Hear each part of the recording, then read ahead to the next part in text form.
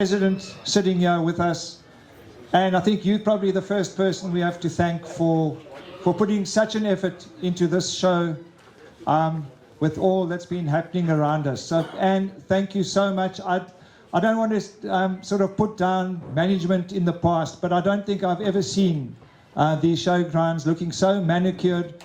And there, I think I need to thank your good husband who's lost about 30 Ks in the process. I don't think it would be amiss of me also not to thank everybody who has made this panel discussion possible. I don't know who got Farmers Weekly involved here. I don't know if it was Anne or they saw real potential in the lower Eastern Cape. I was actually talking to Gary Wiem and he said, where could I put the prizes? And I said, over there. And he said, where's that? I said, over there. And eventually Leonie Yendel had to say, Paul, please man, next to the men's toilet and round the corner you'll find the spot. And he actually understood that. So, but to Farmers Weekly, if you see the prizes they've given to the fat stock section and the effort they've put in to have 2 panel discussions here today, thank you very much to Gary and his team. We've got Tinus Havinga from FarmTalk. He's representing Farmers Weekly here today. So, Tinus, thank you very much as well. Then to our sponsors, the other sponsors as well. The EP Dorper Club, Frantje Bonsmaras have given quite a generous donation, and Virbac as well. So thank you very much to you guys, and to my old friend Warrick Barnaer. Just remember his sale is at 12 o'clock tomorrow. I suppose I should just quickly introduce the panel, and then I'd really like us to have an interactive day out in Bathurst. I would like to see everybody asking their questions. I just think we've really got a nice mix on the panel. We've got Dr. Leon de Bruin, needs no introduction locally, veterinarian. I'm so pleased you're back after a little bit of an illness. Yeah. Walter Biggs, nestled in there next to him. Walter's had a really hard time with foot and mouth, and he's one of the guys that I hope will show us that it isn't nothing. Everybody thinks just have it and get on with life. He will tell us really how hard it can hit you. He's a dairy farmer. Murray Hobson, he's going to be here on behalf of livestock agents, and I can promise you guys, if you think we're having an easy time, it's quite difficult. We had COVID, we had the first foot and mouth episode, and we've had another one. So that's Murray. Then we've got Justin Stretton, a beef farmer and a stud beef farmer on top of that. He was one of the guys that had his Christmas holiday cut short when he heard that one of his herds had contracted foot and mouth. Warrick Barnard also needs no introduction to everybody here. He's a game farmer of note and a big beef farmer on top of that. And I could just imagine what goes through his mind every day, wondering where, how, and what. So thank you, Warrick. You've taken your time off from your very important sale tomorrow. So thank you very much for being here. Tinus, I have introduced you already. Apparently he's a livestock marketing expert as well. That's what I hear from Gary, so maybe you can come and give us a few tips later. Angus Williamson, probably a few of you guys wouldn't know who he is. He might have to answer a few questions, yeah, but he's got his sidekick next to him. He knows how to take the blows. Angus is vice chairman of the RPO, the national RPO. Thank you so much for coming down. Really, it's a pleasure to have you here. Then we've got Mac next to him. You can see the battle scars on his head. He knows how to handle it. He's a true Eastern Caper, and I'd just like to thank you for all you do for us here. Really, it must be a thankless task, and I think we could give him a... And then last but not least, it's no sort of joke that he's sitting on the end here. I just knew he was trying to hide away from me. I've known him for a very long time. That man used to clean my shoes, and pack my cricket bag at school. He wasn't very good at either, but and he hasn't learnt any manners because he still gives me a whole heap of shit anyway. But anyway, that's Donald Knott. Thank you very much for being here. He's got his advert up there, and really Virbac, I think, are leaders in the field. Thank you very much. And anyway, so now I think we're probably going to try and set things off here and see how the panel perceives the foot and mouth situation at the moment. But I wouldn't want more than 2 or 3 minutes each time, and then we're going to just start asking questions. You guys out there, if they're halfway through what they're saying and you think that you'd like to ask the question, please put up your hand. We have got a microphone there that we can just shift around. Mr. Knott, I think we're going to start with you. You have been at the coalface, Kumge, Kai Road area. It's been rife there. You have been with Virbac for many years, and I think you might be able to give us a brief overview of how it looks in the Veterinary Services Division. Thank you, Paul, and thank you very much for the invite. It's a real honour to be here. So, to get to the point quickly, I think the most important thing we believe from Virbac is to try and keep your animals in prime condition, in a very good condition. And then, secondly, after that, we've got to keep the immune system high. So that's what we suggesting, recommending to the farmers, trying to keep your immune system high to fight off the virus. And this is not a sales pitch, but to keep your immune system high, everyone recommends a product Multimin up there. It's got all the trace minerals in it, and these build up your immune system and keep healthy animals. So that's the first thing to do, is to try and give them Multimin. Another quick suggestion is, if you suddenly see the animals are picking up this dreaded disease, the first thing you should do is give them an ivermectin. The ivermectin helps suppress the virus from spreading. So if you can give that to your animal as quickly as possible, as soon as you see it, the better. And then if you haven't given your Multimin, give your Multimin to build up the immune system. Then another tip for the guy who hasn't picked it up and the cattle are in a bad state, we find they can't walk, they're very sore. We then suggest you use an anti-inflammatory.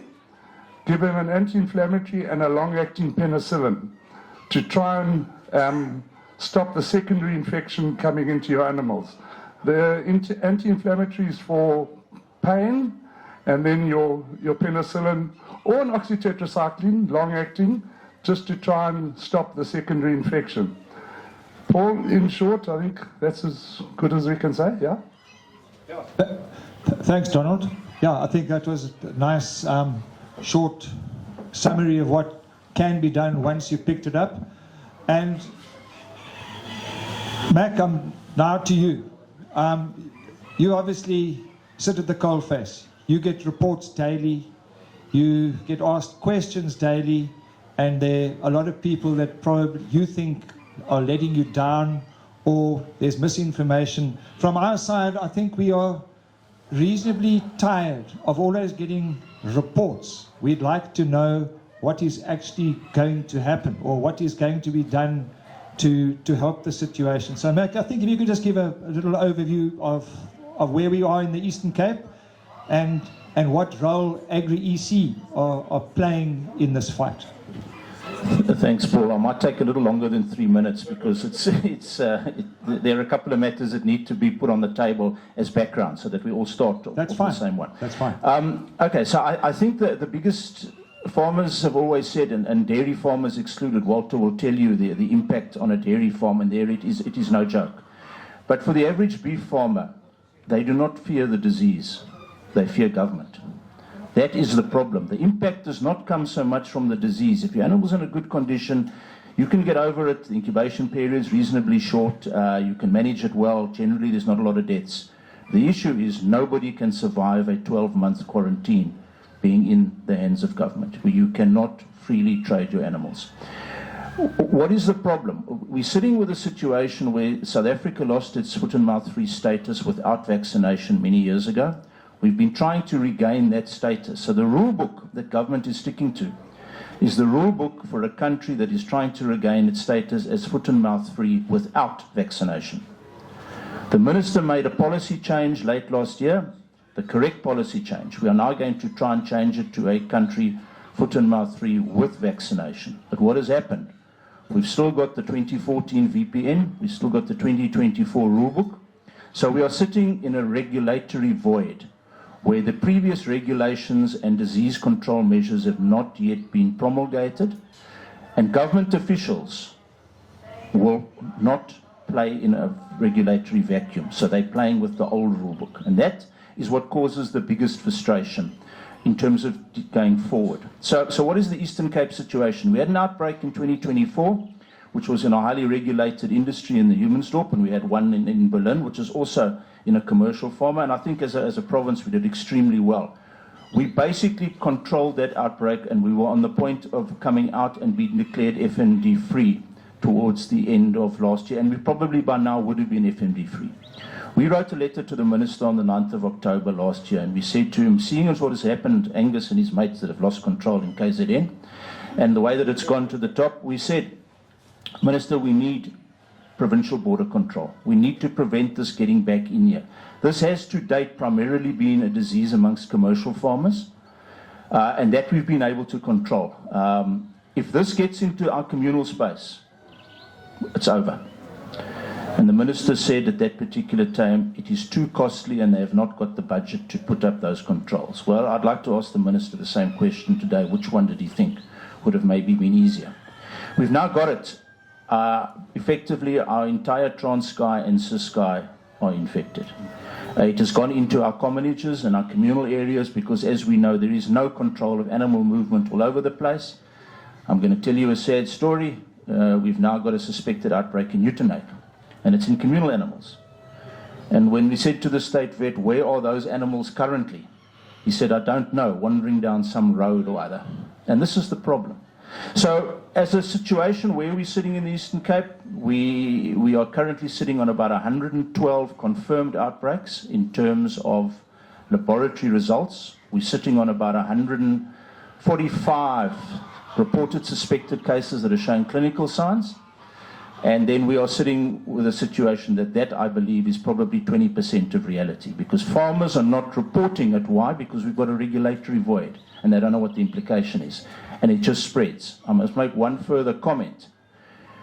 This disease is changing and its behavior patterns are changing. We previously believed that you needed direct contact. That is no longer so. You can have the best biosecurity in the world. You can be doing all the rules. If your neighbor gets it, you've probably got a couple of weeks and you're going to get it. It doesn't matter how good you are. It comes through the air over short distances. And that's been proven. So in terms of the strategy going forward, and I'm going to close with that, Paul, the only solution for South Africa is vaccination. And that being said, it has to be involving the private sector, and farmers need to be allowed to vaccinate and protect themselves. If they are not allowed to vaccinate and protect themselves, we are getting nowhere, absolutely nowhere. In the Eastern Cape, we have received since December about 310,000 doses of vaccine. Our cattle population in the Eastern Cape is probably, we estimate, in the region of around about 4 million. Any number between 2 million to 4 million. So we've actually just touched the tip of the iceberg, and the disease is running ahead of us. So, yeah, Section 10s have got to happen, vaccines have got to come in, and farmers have got to be allowed to vaccinate, protect themselves, because we will never control outside of our borders. We have to control what happens on our own farms. And I'm going to stop there. Thank you.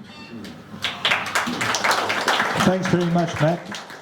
Angus, I think if I could ask you a question and then you can just tie on to what Brent had to say there. You are at national level. RPO obviously has got a voice there.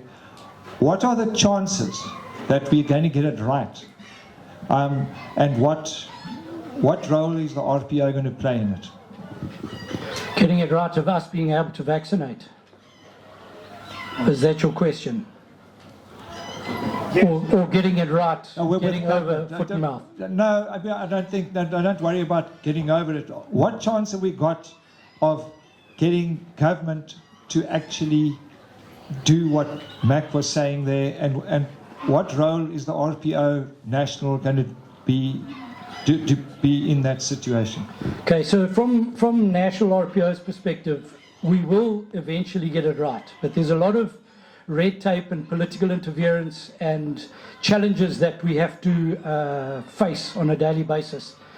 These, when Brent spoke of speaking to the Minister, Kwanalu and RPO KZN, we had a meeting with the Minister of Agriculture last year in May. There was myself, our CEO, our President, and myself. So it was a very small meeting, a very private meeting with the Minister of Agriculture. And at the time, we had the outbreak in March in the Newcastle Dundee area, in the communal area there. And we had a meeting, finally got a meeting with them. And we said exactly that. We said, what are the control measures that can be put in place with regards to the movement of livestock?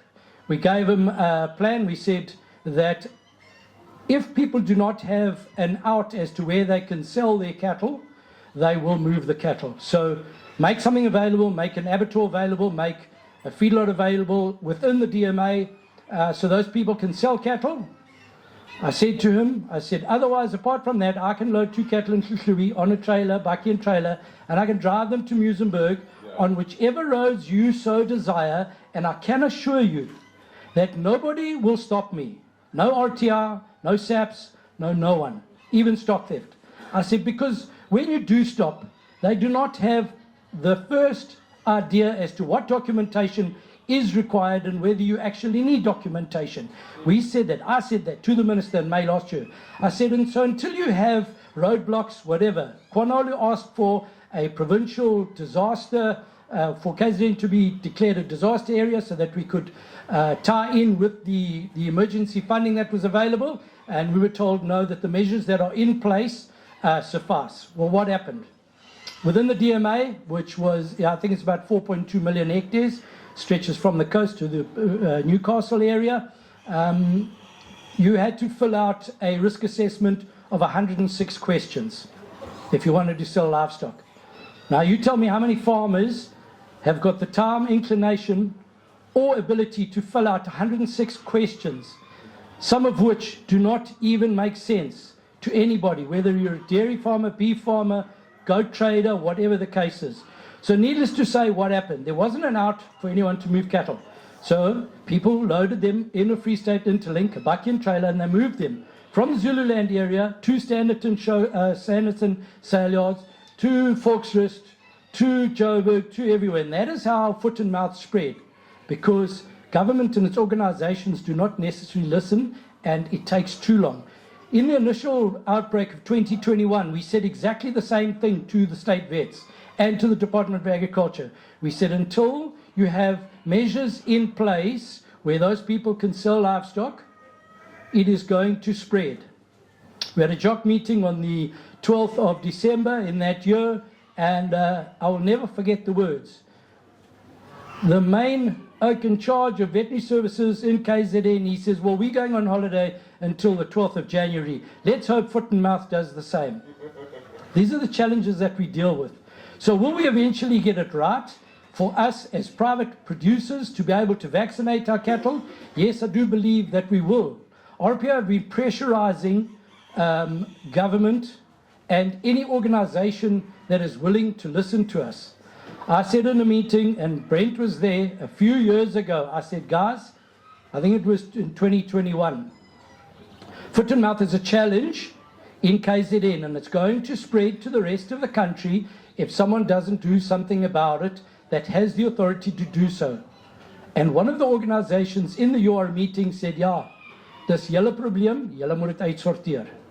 And I can assure you, if I had 100 Rand for every RPO or foot and mouth meeting that I have attended in the last 7 or 8 years, not in the last 2 years. We have been dealing with foot and mouth for very many years, since about 2001 in KZN, when Type O landed in the Camperdown area in a piggery, which came in on a ship as swill. 2017 we had an outbreak in Zululand. 2021 we had another outbreak in Zululand. Then again in last year in February. Through our provinces and the support that we get from every single solitary province in this country on RPO level at the UR, we drive every single solitary idea that is put and every request that is put from our producers. We drive that at a national level, and it is extremely frustrating. I said at a Farmers' Day a little while ago, dealing with government departments is like trying to push a wheelbarrow full of sand with one hand, and that is about the closest that it is. And you've got to understand that the minister does his best, but who's all underneath him? They're not the same party as he is. They don't necessarily listen to what he says. And when you deal with the veterinary department, from local right to the top, there are challenges all along the way.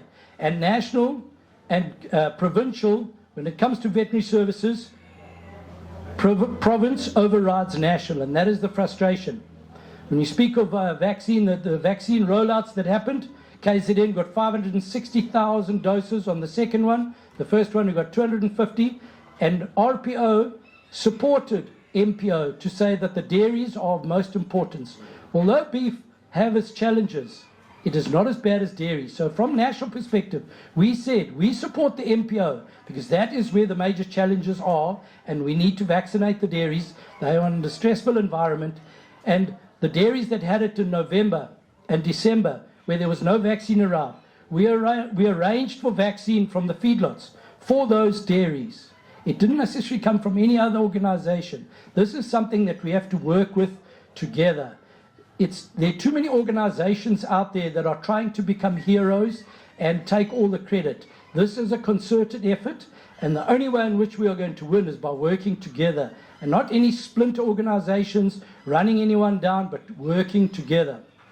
When we speak about the dairies, I can tell you stories about dairies, about teats falling off, about others literally bursting, about mastitis counts. A client of mine in the Bergville area, he had 560 cows in his mastitis herd. His first veterinary bill was 1.2 million. That was just the veterinary bill. He was throwing away 85,000 rands worth of milk a day. Andrew Green, a farm in the in the Harry Smith area, in December he started to get foot and mouth symptoms within his beef cattle. So he did what all beef farmers would have done, is he collected his cattle up and he tried to inject them with multimin. His calves started dying because they were under 3 months old. They got tiger heart syndrome and they started dying. Andrew lost 285 calves. Take 285 calves out of your weaner production, out of your weaner check, and see what that does. It's spread right around the country as we expected. And it will continue to do so. So of those 560,000 doses that KZN got, RPO, we sat in a meeting for an hour and a half, and after an hour and a half they gave us 20,000 doses. So I'm trying to fill a bath with a teaspoon. It's very difficult. And when you have the rollout, you have producers.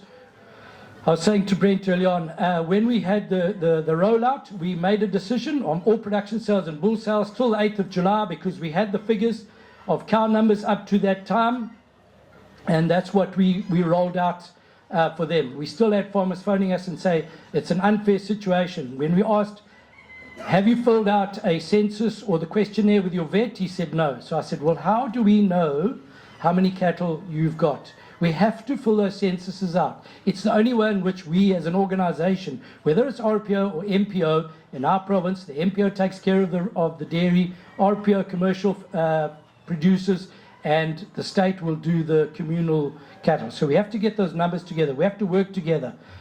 SARS is not going to be given those figures and said how many cattle you sell for cash or your carbon footprint or anything like that. That is so that we know how many cattle are out there and in what areas, so that we can have an effective rollout.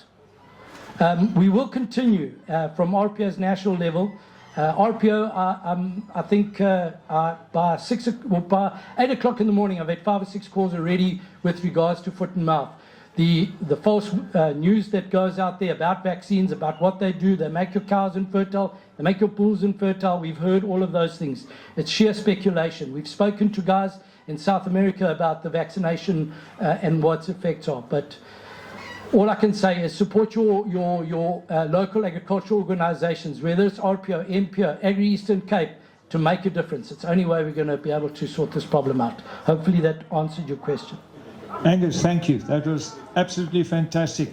I'd like to add to what Angus said there. He said work together. I'm probably going to steal what Murray is going to talk about, but I think it's a good time to chat about it now. Locally, and I'm sure it's all over the country, you have various farmers associations, communities, etc., etc. And we've had to try and work with those guys as agents. And they all come up with different solutions, most of them very impractical, but they're all trying to do their best. And we had a situation where we bought calves from a game farmer. We wanted to go through his game area to get to the closest route to pick up the next calves. And we were stopped at the gate and we were told to go the long way around and an extra 50 or 60 kilos. So all I'm saying is that working together is not just trying to work with government, it's actually working together as communities, as farmers, as you know, in areas that we can actually get to a workable solution, because we're trying to work with RPO, with Agri EC, but we're battling to even come to the solutions in small little areas. So I really, you guys must have a thankless task out there. I mean, us at Hobson & Co., we've just got 3 simple words: responsible, respectful, and common sense. Surely if we all just sit down and think along those lines, we should get to the other side. I just would like everybody to have a little bit of a say here before we chuck it out to questions. Tinus, you in the media, are you comfortable that you guys are actually portraying the right message out there? You're not doing a Trump-Iran situation where you're just looking for sensation out there, putting stuff out there that might not be true. What are you guys doing in the media to try and help the situation as it is? Yes, I think you said it so well. It's that sensationalism is taking over social media and it's taking over the way we think. And it's been such a, I think Angus will agree with me, the amount of fake stories or fake news that goes out there that doesn't get checked. And it's so easy for us to just share a story on Facebook and share on WhatsApp. And we all know these WhatsApp groups, how quickly that spreads around. It's such important to make sure that you know where your information comes from. I know the guys at Farmers Weekly, they do investigative reporting. Everything they write, everything that goes out is based on what they can prove. And there's a lot of things that come through us, the stories we get, and we investigate them, and they investigate them before they put something out, because the damage you can do by putting out information that is not true is so dangerous. And I think that's really important to know. And I want to just talk a little about how our brains work. We want to solve a problem. So if we see out there that we want to fill the whole circle, and that's why we like to follow a conspiracy theory, because it closes a circle. It gives us comfort to do that, and some people is more inclined to that. So I would like to say to the guys, make sure before you share anything, before you talk about bulls that gets infertile when you vaccinate them and stuff like that, the damage that can do. Because if you tell that to a guy that's got 50 cattle and he's not educated, he's going to believe you, and he's not going to vaccinate, and he's not going to do his job. So I think from our side is make sure we get it. If you're not sure about it, send it to a Farmers Weekly or any other news agency that you know is responsible in what they do, and make sure you check your facts. Even maybe send it to the RPO, but I think they were so flooded with the amount of stories that they might not get to every story. But if you send that to someone in the media, they should check the facts and they will get back to you. But it was worrisome that we saw some people in the media, maybe not the media outlets themselves, having a say without thinking before what's going out and spreading half-truths. And I think that is a very, very dangerous route. Thank you. Thank you, Tinus. Yeah, and thanks for what you guys do in the industry, and please stick to that. We'd hate to have too much fake news flying around. Warrick, yeah, thanks again for taking time off. I know you're very busy up there, last minute marketing, etc., etc. If you think the rest of us have been put under pressure with this disease, just imagine where Warrick is. I must say he's one of the guys that's really tried very, very hard with his biosecurity. But I know it's probably just to make him feel a little bit better. He's so fond of his buffalo, but I don't know if they're so fond of him. I don't know if you heard that he did his first double somersault the other day with a buffalo bull, deciding to teach him a bit of gymnastics. But jokes aside, Warrick, how are you handling this, and where do you think we're going to be going? And you can talk a little bit about the game industry as well. And I know it's not a sideshow, your beef operation, it's large, but I'm sure your biggest worry at this stage is your game enterprise. Yeah, thanks, Paul. Our biggest concern at the moment is the current VPN. As it stands at the moment, if buffalo contract FMD, under current circumstances, those animals need to be destroyed. So there is no vaccine. It's a serious concern. So biosecurity has become vital for us. And just to talk you through some of what we're doing from our side, we'll start from the outside of the farm. I mean, the local communities are around us. Education's become a big part of what we do. And I've found that the response to that education has actually been quite positive. So where we used to get cattle up and down the public roads around us has actually come to a complete halt. So that was a lot more positive than what I thought the response would be from their side. We're obviously trying to vaccinate cattle around us to form that buffer zone. That we're not getting any response from state veterinary services or government, and unfortunately, but we're trying to do our utmost to protect our investment because it can basically be destroyed in a heartbeat. Practically, whether they will enforce that VPN, I don't know. I'm not aware of any foot and mouth in private buffalo hands around the country, which also points us to the understanding that buffalo do find it difficult to contract FMD. So it's different to beef cattle.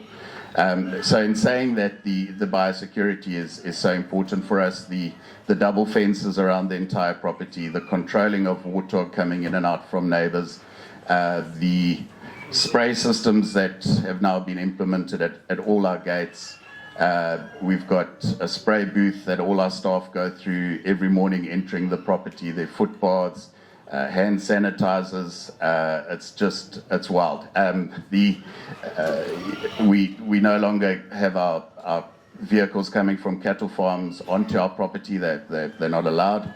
Any visitor to the property is met at the main gate and escorted through the biosecurity measures before they come on. So, I mean, I know that, foot and mouth can travel through the air, can travel through the water, there are a number of different ways of being impacted.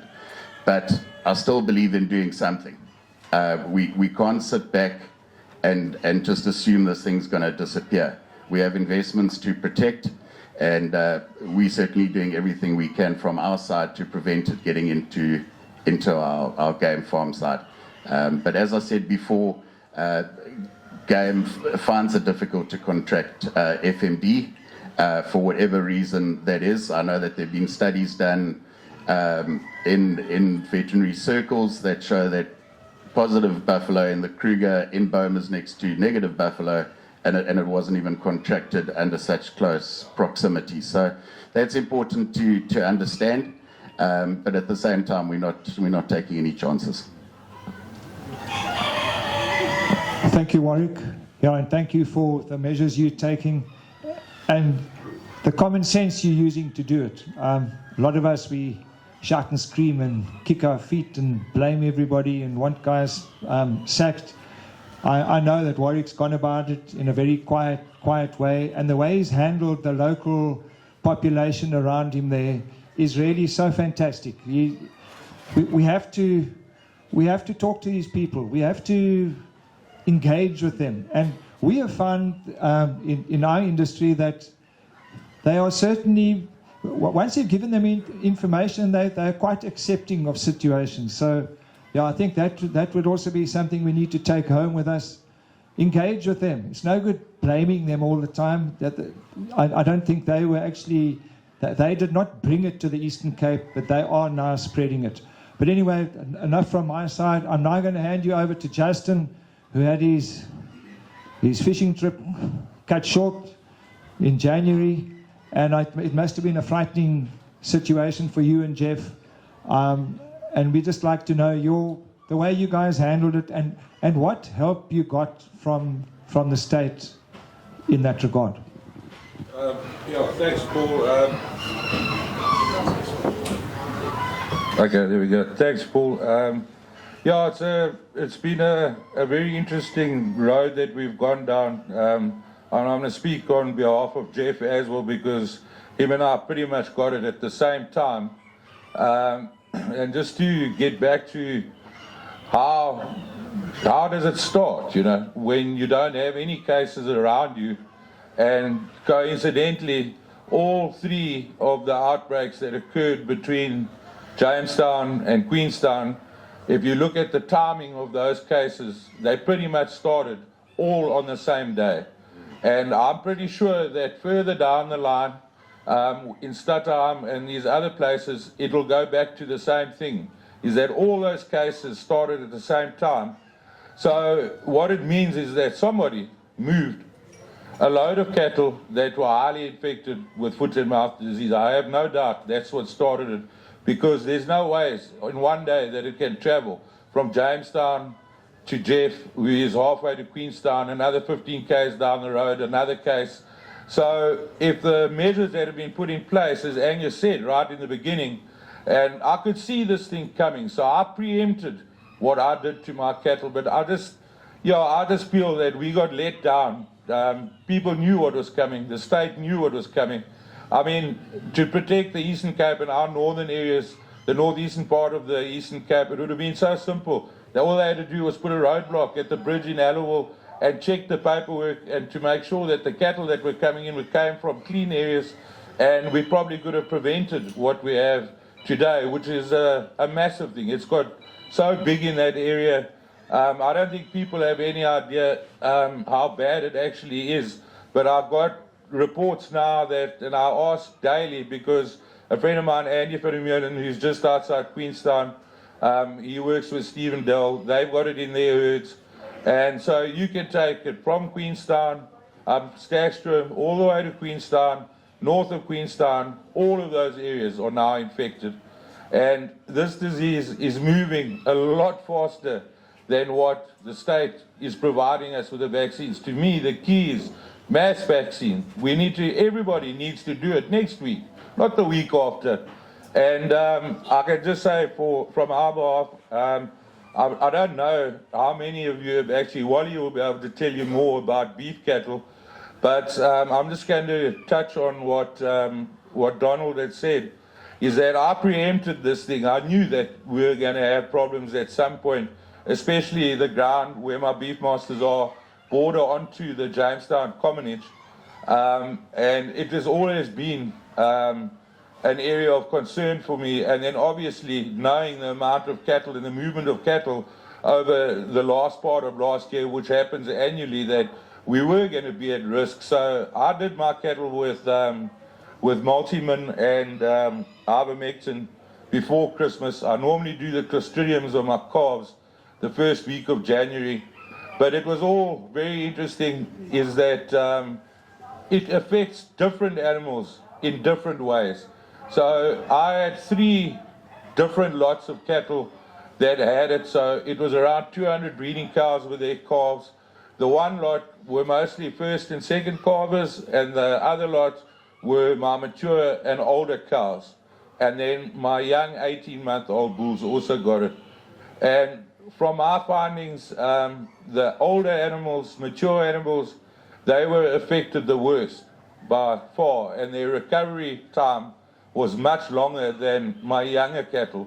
So the young cattle, if you could say, within 5 or 6 days of contracting the disease, they showed all the signs. They went through the drool phase. They couldn't walk properly, but by a week they were up and grazing. And my older cattle, I would say you could add another 4 or 5 days onto that, and they eventually all got up and started to walk too. But I think the biggest thing was that I got advice from people, and I phoned people that had it. They were going to say, you'll never stop it from getting into your other herds. And I was almost under the opinion that maybe I should just join all my herds and let them stand adjacent to each other, infect the whole lot, and then be done with it. And then when I got there, and you see the suffering that those poor animals go through with this terrible disease, is that you are not humane if you are prepared to do that. If you can prevent foot and mouth, please, chaps, don't be under the impression that it doesn't do anything to beef cattle. They suffer. It is a horrible disease. And, we don't know what damage it's going to cause in the long run. We still got to do our preg tests, and I'm sure that it's going to have a long-lasting roll-on effect. I think the most important thing in my advice is if you haven't had it and you are in it, do what Donald says. To me, the most important of all of them is to make sure that you're up to date with your clostridial vaccines in your calves. And I would say the multimin, ivermectin route is definitely worthwhile doing. And I did it twice. I did it before Christmas, and I did it literally on the day that I had my first case. And if I look at Jeff, my brother, who didn't do his because he has had it already, and it was too far to move them to get them to the crawls, I think the cattle that were given the multimin and the ivermectin, definitely their turnaround time and their recovery time was better. And then just out of interest, my 18-month-old bulls that have got it, if you never knew foot and mouth was there, you would never have said that they had it, because they showed almost no clinical signs.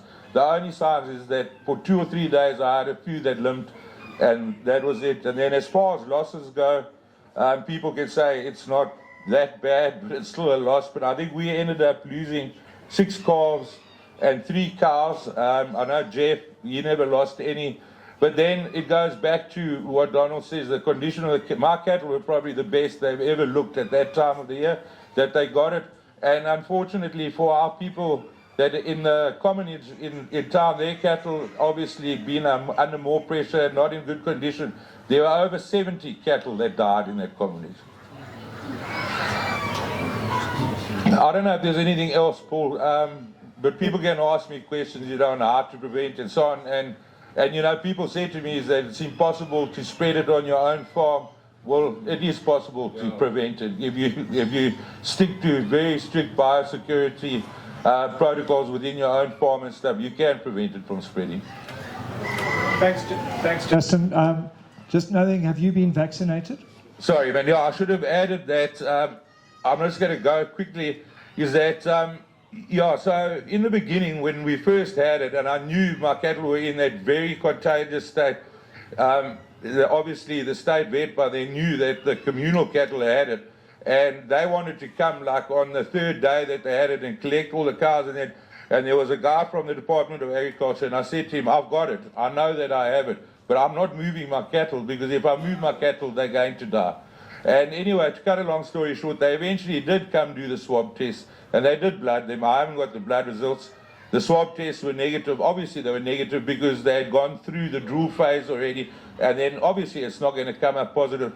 But I must admit that the Department of Agriculture in the Malatswa area, which falls under Adelaide North, have been nothing but short of brilliant.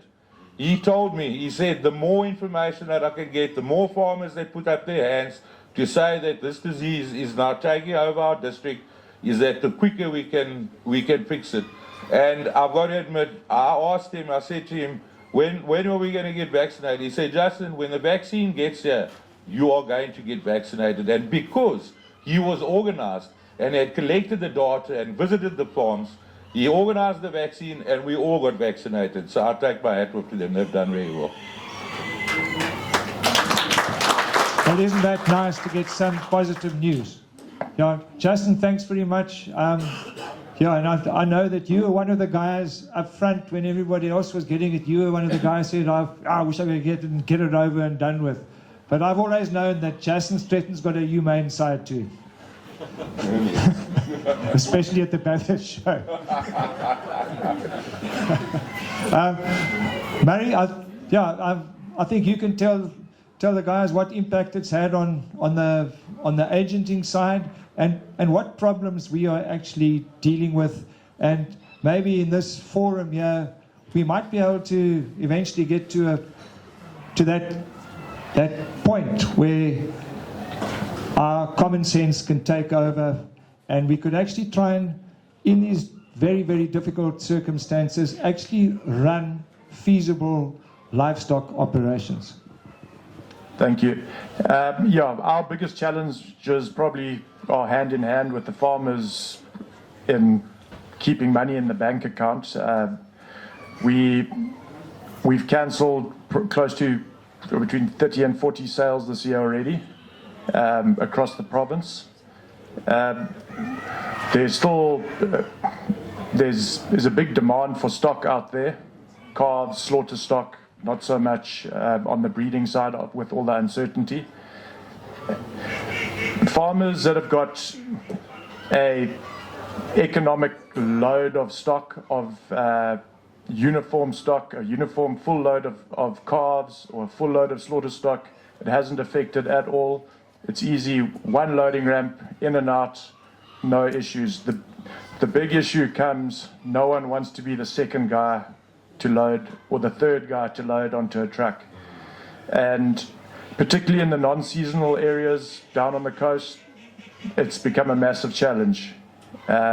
Certain areas where farmers associations have taken the decision to prohibit certain types or trucks from certain areas into areas which we respect the decisions that have been made.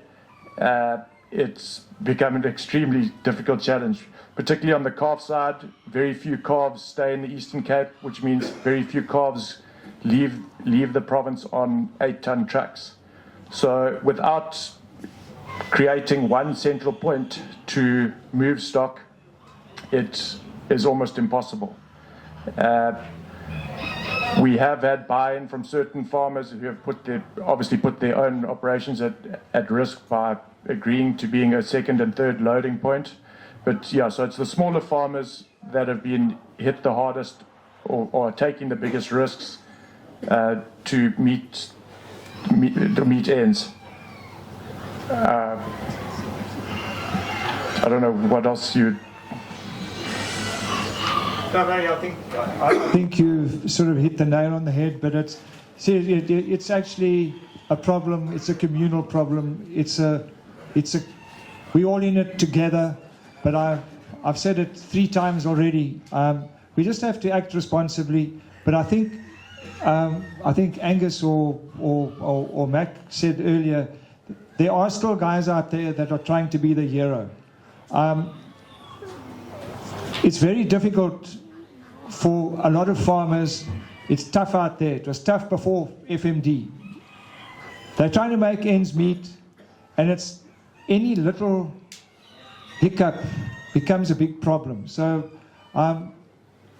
we're fortunate that the feedlots are still taking calves, and the first thing you hear, oh, the feedlots are bullying everybody, they're getting vaccine. Well, imagine if they couldn't take the calves. Imagine where we'd be at this stage. So I think we just all have to sit back, take a deep breath, and see the bigger picture. I think that is probably the biggest thing that will come out of here today, is that we have to see the bigger picture. We can't do it alone. And yeah, we've already had it. I mean, those two guys sitting in the middle there, I feel so sorry for them. They've got the answers, but we can't implement. So we're just going to have to nyamazela and get through it. Can I add something? Just on the market side, it's been quite the handful of sales where we have held them, whether they be online sales or regulated live sales. We have seen a definite difference in the market versus. So with the current challenges, it is a bit of a worry that there's a set price in the market. Without a benchmark of a sale, it's been very difficult to. No one really knows what the price is. So without that benchmark, it's been. But when we've had that sale, there's been a significant difference in the price. Coupled with that, if stock isn't uniform on a farm, you end up slaughtering 320 kg heifer, which, yes, it's the only way to get rid of it, but at the end of the day, the farmer is the only loser.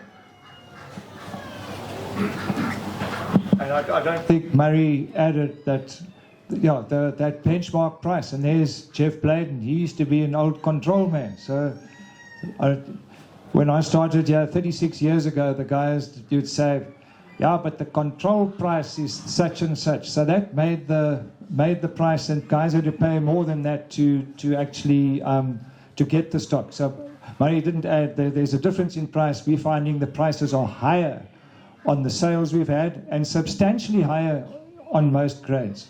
So it's very, very important, and I know Brent has advocated it, and he's pushed and pushed and pushed. We have to get sales back, but to get them back is quite difficult for us agents, because we wanted to hold a live sale here. Number one, we wouldn't have been able to get James Miller's ox here. He's got it right next door to him. But if there was an outbreak in the Bathurst location tomorrow, who would have been blamed? It would have been either Ann White and us, or just her, or just us. So we just can't take those chances at this stage. But really, we are pushing and pushing and pushing to have regular sales again, where there's actually a benchmark price. Walter, I'm almost scared to hear what you're going to tell us. But I know you grew up in the Karoo, so you're tough. And if you could just tell us your situation and what you think we could do to get over this thing. Right. Thank you, Paul. First of all, I just want to agree with what all you guys have said. Well done. How many dairy farmers are here? Or dairy, like Jeff? Jeff's involved in a dairy farm. Is anyone else here? Obviously Cliffy. Okay, thanks. Okay, this is not easy, but anyway, let's go. Guys, you've seen a lot of Edgar Brotherton's Facebook reports. It's pretty hard for some people to understand what's going on. I can tell you right now, it's worse than that. Okay, let me just give a bit of history myself. I have a dairy farm up in Stretton, so I'm right in the middle of the rotten area, if I can call it that. I'm just very fortunate that I've got 2 operations down here in Alexandria. If that was my only operation, I wouldn't be sitting here today, because I'd be out of business. The devastation of foot and mouth up there, especially on the dairy farms. Well, I'm probably only one of two that are really affected. Has been heavy. I don't even want to give numbers how many are dead because you will shit yourself. It's like calves. We've shot every calf born for the year. I might as well tell you how many died. We've got 147 dead. And there's another 60 that need to go to the abattoir. I don't know when they're going to go because we can't move them. So either they are going to get shot or die. So, yeah, it's really devastating, guys. Honestly, I try to think of an analogy of what's really happened. And all I could come up with was, I could imagine Emily Hobbs when she went to the concentration camps and saw what was going on.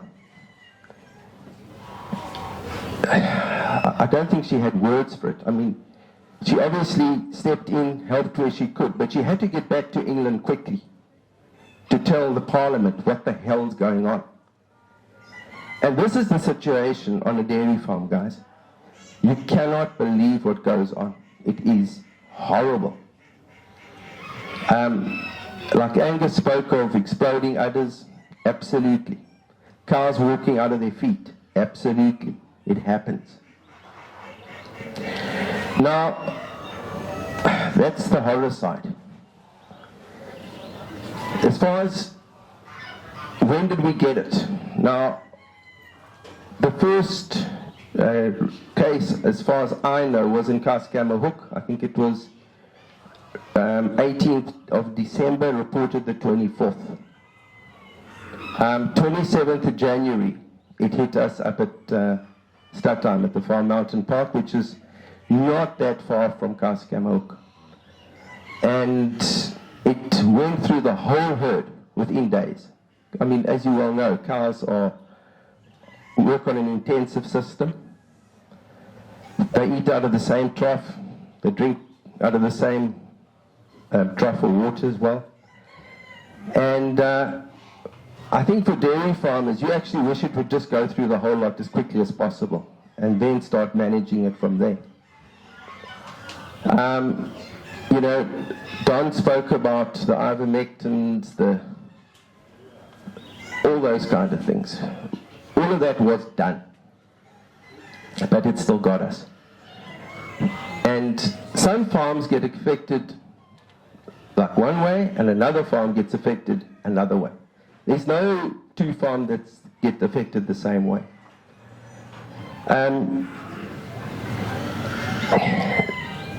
It's the only solution I can see is exactly what Justin said. This whole country needs to be vaccinated tomorrow morning and quickly. The government has completely failed us. They have no idea what they're doing. And the only way you're going to stop this thing is to vaccinate very quickly. And I'm afraid to say to dairy farmers that are here, prepare that it's coming. And you need to be vaccinated for at least a month before the outbreak starts.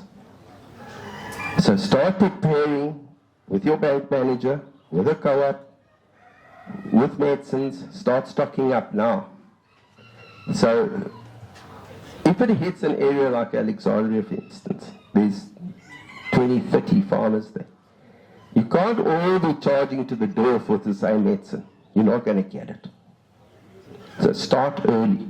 Get your anti-inflammatories. Get your mastitis treatments. Get ready for it. We all thought that the vaccine would have come by now. As dairy farmers, it hasn't. We don't know when it's going to come.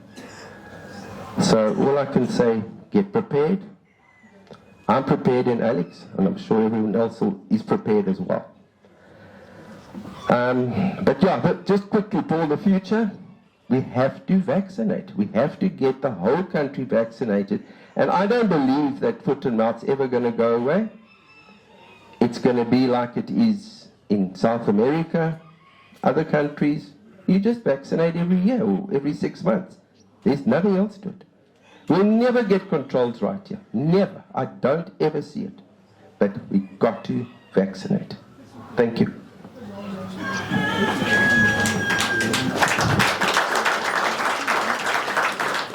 Walter, thanks for sharing that with us. Really, it's a heartfelt story. And I just can't understand why we can't vaccinate. And we'll get round back to you guys, because really it doesn't seem as though it's the most difficult thing to do, because there is vaccine there, but we'll let the experts talk about that. Doc, what I'd like you to first answer is it the higher performing animals that are being the worst hit, or is it just happen to be that the dairy guys and higher performing beef types are being affected more than others? Okay, thanks. Thank you everyone for this opportunity.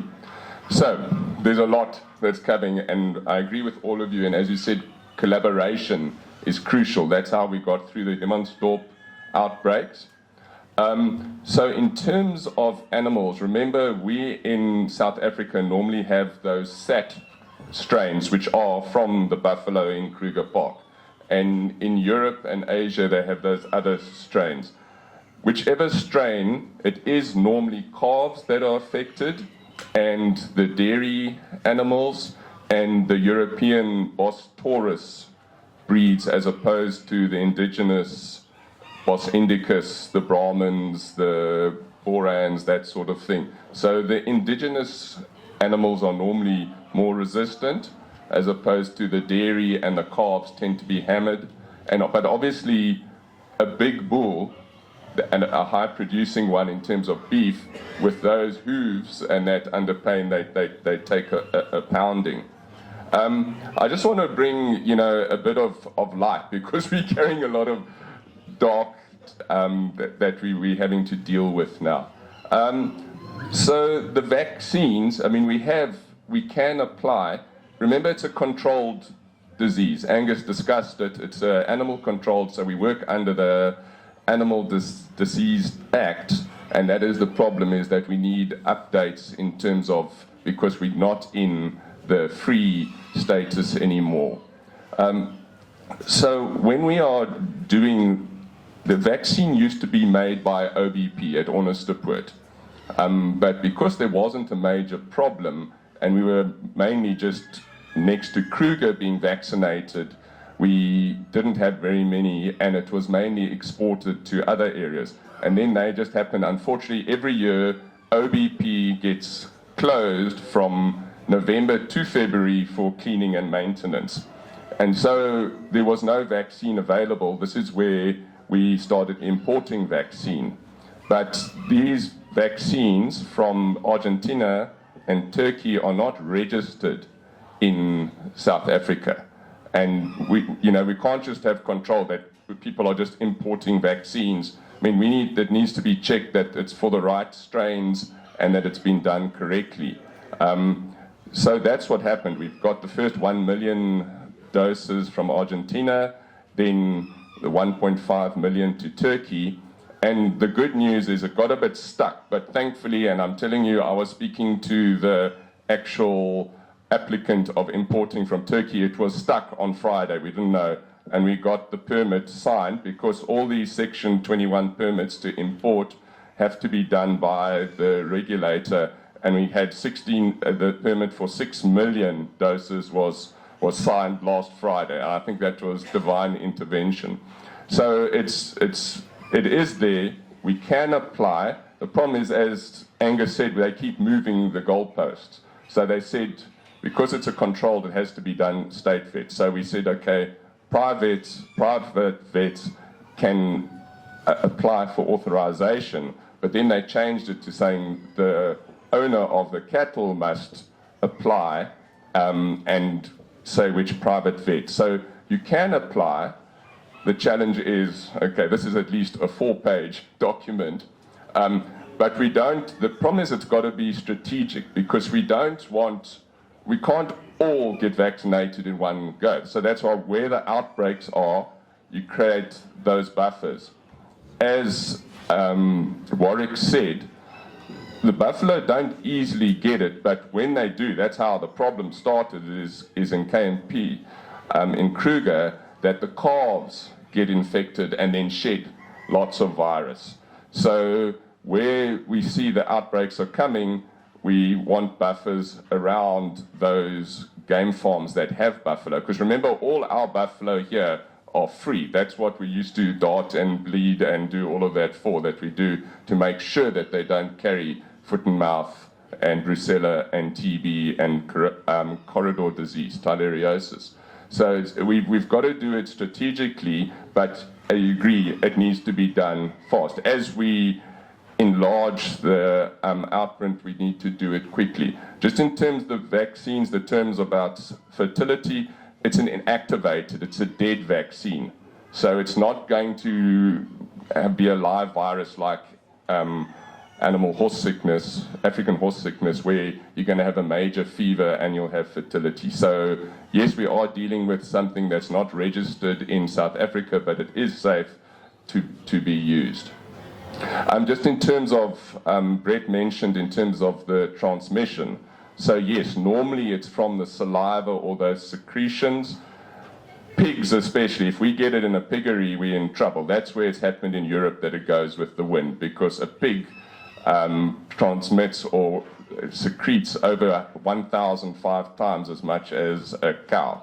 So, but we see, Justin saw what happened along the N6, and that's what happened with Humansdorp. Remember, those trucks came from KZN, dropped off cattle in East London, it got knocked out there, and then it went to Humansdorp, and they didn't realize that it was on, and they moved heifers to another farm in Humansdorp, and it popped out next to the road between the R102 and the N2 in weeks. So yeah, we've got to be so careful in terms of, because they can shed before they actually have those symptoms. So that's very important. And what we're talking about, the trucks, those trucks have to be pressure cleaned and then disinfected. There's no use disinfecting and it's all the muck's lying there, because it's that all those secretions that land out of the truck over the fence to the animal. So that's really, really important.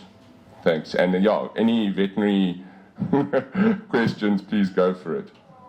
Oh, sorry, just to mention, okay, ivermectin is not registered for viruses. I know we used it for COVID, but we're using off-label in terms of controlling FMD virus. It's for internal and external parasites. Thanks.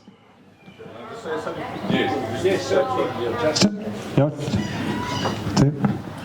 I just think you guys would find it interesting. I've been worried, about these major temperature spikes that the cattle have when they get foot and mouth.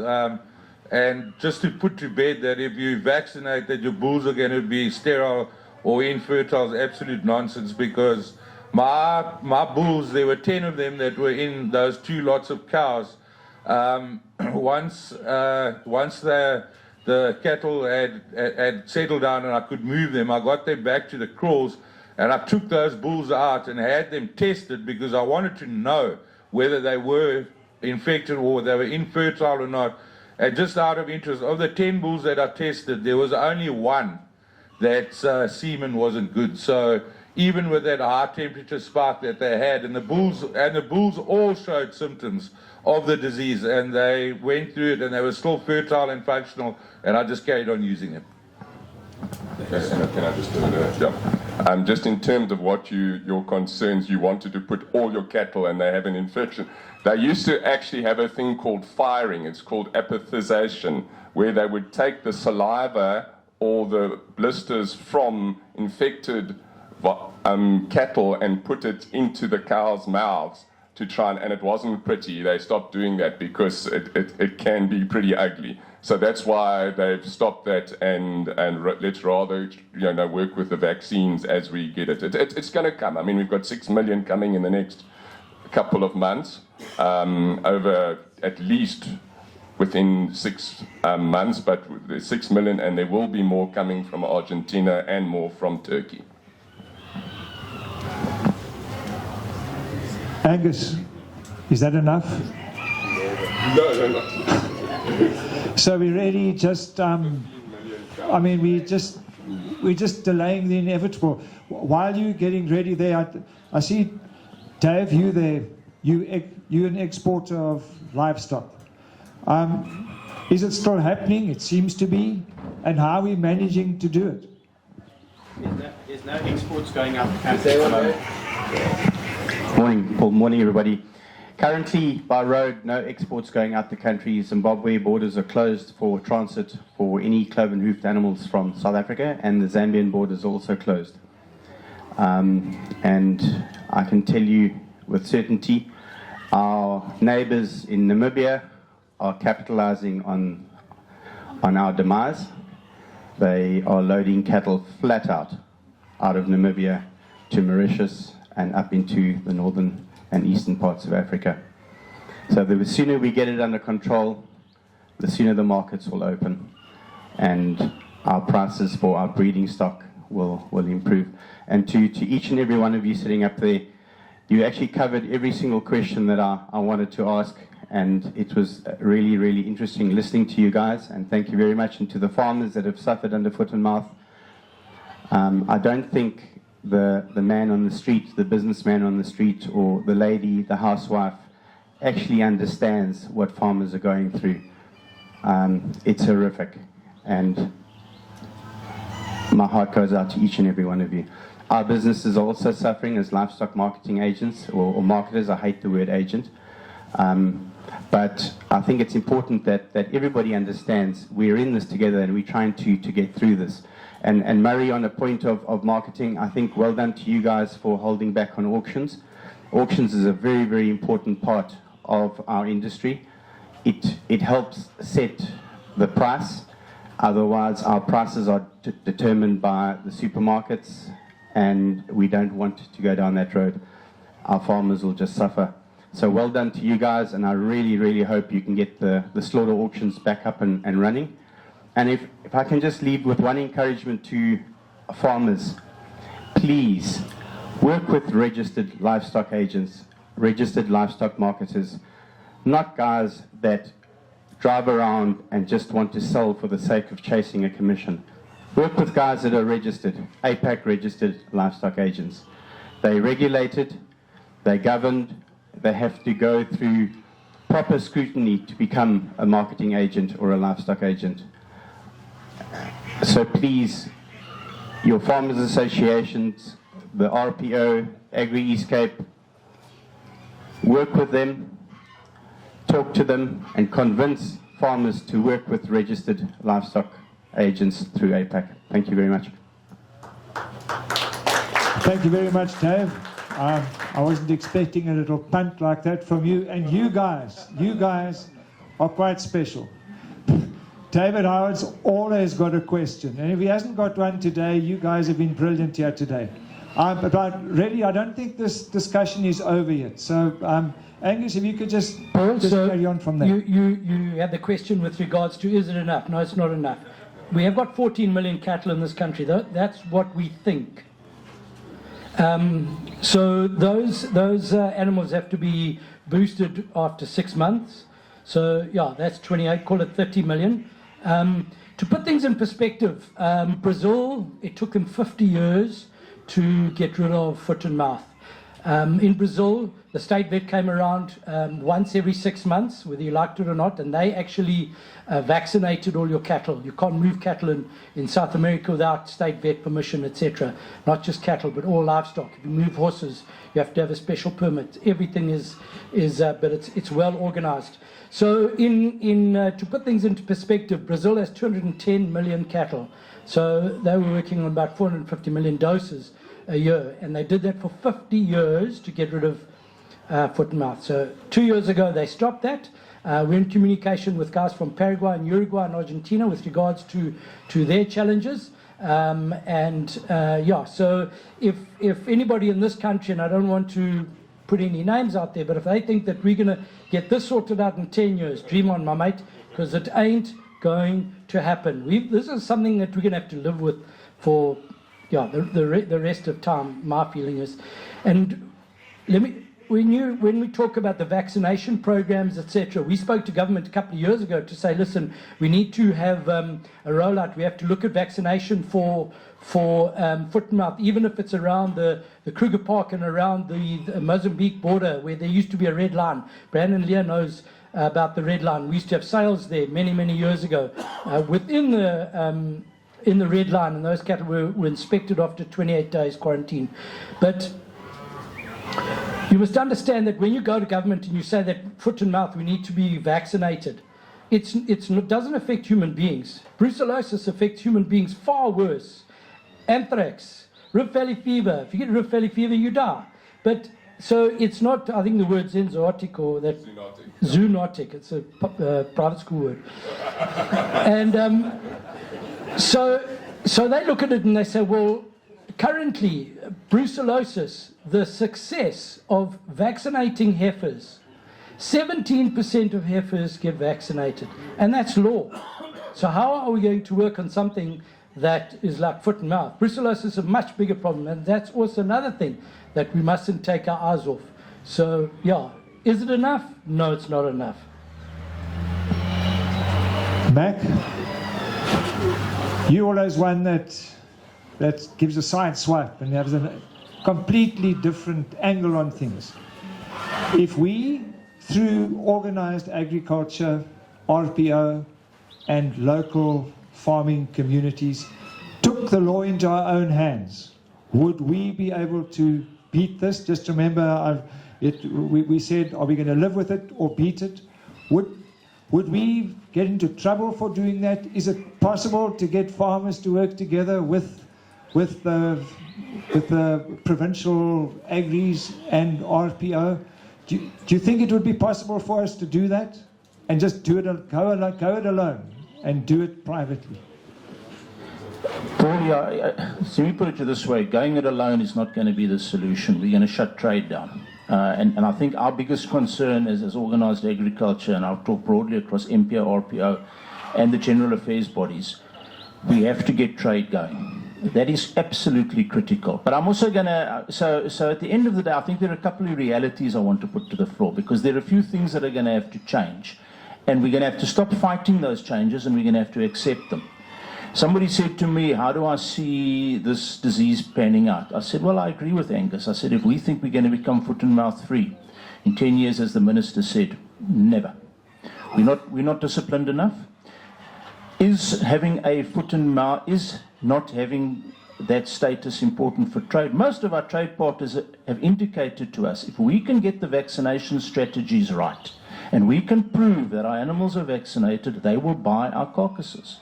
Remember, and I'm going to say it now, a foot and mouth, once that animal is slaughtered and once the meat has cooled down, it's perfectly safe for human consumption. And it doesn't generally it's not really spread by that. But I'm going to move back to Paul, where I think this thing is going, what we have to accept, and also what has happened over the past few months, to the credit of the organizations that are pushing government. There has been major movement. We just haven't seen the final result yet. So there is a Section 10 scheme that is out there. And that Section 10 scheme, we're now on version 4. I saw the last one 2 days ago. We're just about there.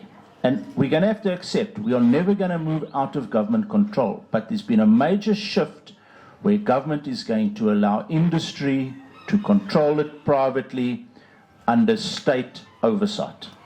And that's where we're going to go. And those rules are going to stipulate, effectively, you're going to have to work with your private veterinarians registered with SAVIC.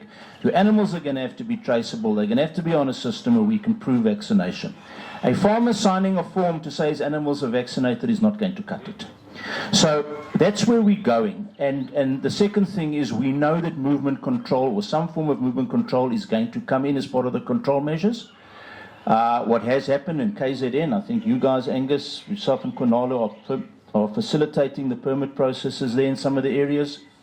We as Agri Eastern Cape have already been appointed as a service provider to do it for this province if we get there, which is going to mean you're going to have someone on the end of the telephone you can talk to, we can get you your permits, and it shouldn't take that long as you as farmers do it on your side, from a practical point of view. In terms of the changes of legislation, the Section 9 is the control measures, and that's where the 12-month, Justin, that you guys are under, and Eugene and all these guys that are under quarantine, we're already down to 6 months. So we've halved it. Okay, there's push from government, we need to take that down to, push from industry, we need to take it down to 3 months. And I think we're going to get there. It's a constant lobbying, arguing, getting the experts there to prove it. The other big win was the slaughtering. So for the guys that had it, for the first 6 months after day 0, which is after your animals are effectively vaccinated, the whole 5th quarter had to be disposed of. And you will see, that's why Karen knocked, I think, a 550 on. And then they wanted to recover it. That's now been removed. Why? Because industry successfully negotiated that down to 3 months. The second part is the research that has been done through the statutory levy book with Professor Amanda Bastos. That research has been concluded, and her opinion has come out and says 5 days after slaughter, there is no viable virus left. So we might even get that further down, which again is going to increase it. So there's been a huge amount of movement, but to shift the mountain, as Angus said, pushing a wheelbarrow of sand with one hand. We had guys that wanted to give up this week, and I said, if you give up, you've lost, because the only ones that are going to hold them accountable are us. We can't always say what we're busy with in the public media, because then we shut the door. And it's a fine line between criticizing. I see the minister stopped answering my WhatsApp after our last press release. But you've got to push as far as you can, stay there, and make sure that we get to a dispensation that we can operate in. And that's the role of organised agriculture, and that's what we will do. The role of the farmer and the agent is that when traceability is required, get aboard and do it. When you have to fill the census forms in, nominate your vets, get your vets registered on board, do it. Because we are going to end up going forward, and I'm going to close on this point. In 2015, I attended the first biosecurity and traceability conference at Dooney, and I stood up there and I said, you guys are dreaming. We're going to end up in South Africa with a dual system. We're going to have a formal regulated market where the commercial sector is going to work, and we're going to have an unregulated informal sector, and there's going to be a price differentiation where you like it or not. I was accused of wanting to bring back apartheid. And where are we today? It's exactly what's going to happen. Guys, there's going to be two paths. You're either going to get with the program, you're going to do business, and I think there's going to be a premium. It's not going to have premium because you've got a tag in. The fact is it's going to choke the supply to the formal markets by those guys that do not want to. And if you're not part of the formal process, you are going to eat it yourself or sell it to the Chisinjama or into those unregulated markets. And that's where the difference is going to become. The risk of an abattoir or a feedlot buying an animal that has not been vaccinated going forward is too big. If a meat inspector picks up in his inspection, this animal has got it, they shut that abattoir down for a couple of days. The whole feedlot, exactly the same thing. So, yeah, I'm going to end with that, Paul. I don't know if that answered your question. Thank you. That's perfectly. We've been the guys have had such they've given the overview perfectly here, but I'd like to throw it out to the floor. I see Uncle Tubbs has got a question, and please feel free to ask a few questions, and then once we finish there, we'll close it down from this side that way this time around.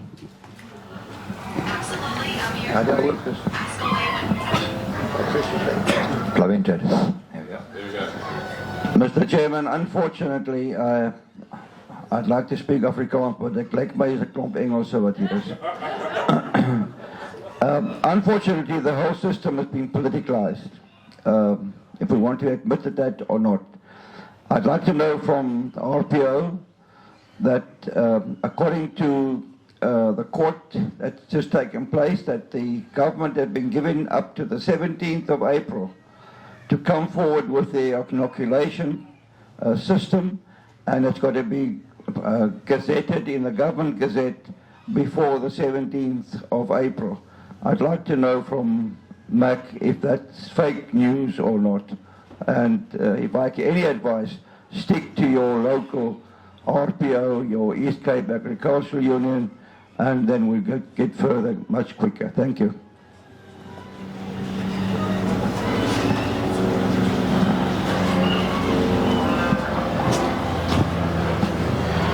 Tubby, thank you. It's not fake news, but it's also not what they say it is. So what we're talking about, and I think we should understand the difference, you're talking about the Section 10 scheme. And in actual fact, that was the minister did a sideswipe there when he filed the Section 10 scheme the day before court. And that Section 10 scheme was what I was talking about. Unfortunately, the one that he filed is not the latest one. So the Section 9 is when you get it. So if you are, it's a state-controlled disease. If a farmer gets it, he goes under state control. Under Section 9, farms around him go under quarantine. It's state control. What we're talking about is the preemptive vaccination strategy for people that have not got it yet. So Alexandria, Cookhouse, all those areas. So in other words, that's what is going to be done with a private vet. State will retain control over outbreaks. In actual fact, and I'm going to say it here, I think the judge has given him too much time, because we actually had commitments from the minister that that thing was going to be finalised next week. I think the court's actually just given him an extra 2 weeks. So those processes were already in place, but I think the secrecy, the frustration, the lack of coordination, the lack of transparency from the minister's office caused those people to go to court. And that's what caused the frustration. But no, that scheme, and that's what I said, that's the good news. It is coming out. It will be out before the court deadline. It was going to be out anyway before the court deadline. But remember, it doesn't help the guys like Justin, it doesn't help the guys like Eugene. And that's where it is critically important. Guys, you need to do those surveys through the veterinary associations, get your vets nominated. The moment there is a sufficient vaccine surplus to the outbreak response, then we will be able to get it. And I believe that is going to happen probably, I think we're probably looking at July. And then I think there's going to be enough vaccines for the guys to be preemptively. But you must remember the thing about the voluntary thing. There are rules. And if you don't comply with those rules, you cannot participate. And one of the rules is traceability and being on a database. And what is critically important, the vaccine might be here and it might take you a month to get a tag in the ear, because it's not just any tag in terms of that scheme. When you talk about the outbreak, the state vets are vaccinating cattle without tags and putting a paint mark on the back. It's their decision. It's an outbreak response. But when you talk about a voluntary scheme, it has to work with the rules. And then I'd make one last comment. There's been some stuff that blew up last night about pending action between SAVAC and government and RMIS with regards to traceability. Guys, it's been misconstrued. There is no hogging or trying to monopolize any particular thing. The basic view is the producer on the ground must be given a range of options. There must be competition in the market. As long as all those systems meet the required standard, the producer will be able to, on the elective scheme, will be able to decide which scheme he's going to use. Thank you. Thanks, Mac. Any more questions? Well, can I ask one? Certainly. Being a non-farmer, but just looking at the area, not being a farmer, but being involved in farming. Firstly, thanks to the panel. I thought you were all exceptional. I know a lot about foot and mouth disease now. But is there a strategy from government to look at certain regions like Alex that have got over 30 dairy farmers to make it a no-go zone, to fortify it, to kind of create a district quarantine like they used to do when we grew up in Zimbabwe?